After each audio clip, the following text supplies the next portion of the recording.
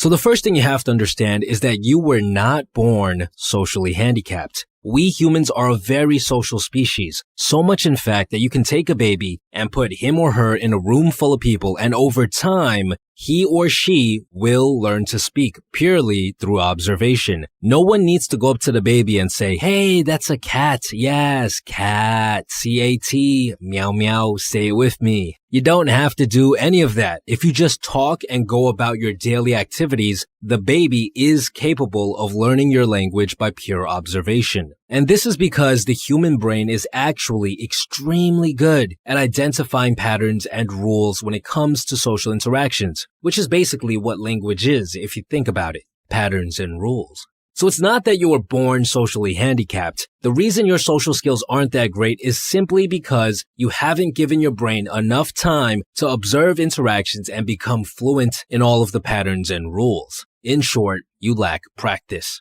And for the most part, it's not really your fault, because if you think about it, in modern times, we spend the large majority of our time behind screens interacting with each other. And it's only been getting worse and worse every generation. I didn't get a smartphone until I was almost like 20 years old, but nowadays, most kids get their first smartphone before they're even 10. And we all know that it doesn't take much skill or practice to accept a friend request and shoot someone a message. We can type and use emojis to communicate with each other, but it's really different from actually talking to someone in real life. When you're texting, there are hundreds of little components that are not there. Hundreds of little patterns and rules that your brain isn't able to observe about the other person. For example, things like their body language, facial expressions, tonality, speed of talking, proximity, eye contact, etc. These are all components that you have to pay attention to when talking to someone else in real life if you want to make friends. But all of these factors are completely missing when you text or message someone using your magic little rectangle. In a way, talking to people in real life is like a completely different language. The reason why your social skills aren't that great and why you feel nervous about meeting new people is simply because you haven't been giving your brain enough time to properly learn this language. You're fluent in texting, but you're barely passing real life talking. Sort of like how I barely passed Chinese in high school.